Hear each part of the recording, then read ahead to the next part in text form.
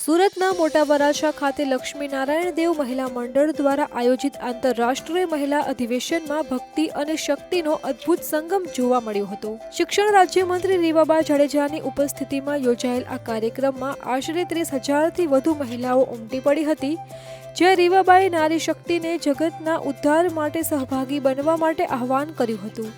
તો આ પ્રસંગે સંસ્થાની સેવાકીય પ્રવૃત્તિઓ જેવી કે કેન્સર જાગૃતિ અને ટિફિન સેવાને બિરદાવવામાં આવી હતી।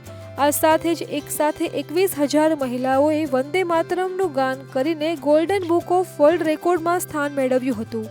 તો આત્મનિર્ભર ભારતને વેગ આપવા માટે અહીંયા કલા હાટનું પણ સુંદર આયોજન કરવામાં આવ્યું હતું, જેમાં 140 સ્ટોલ્સ દ્વારા મહિલા ઉદ્યોગ સાહસિકોએ પોતાની કલાનું પ્રદર્શન કર્યું હતું। તો એક શિક્ષિત દીકરી 3 પેઢીને તારે છે તેવા મંત્ર સાથે આ અધિવેશન નારી સશક્તિકરણનું ઉત્કૃષ્ટ ઉદાહરણ પૂરું પાડ્યું છે।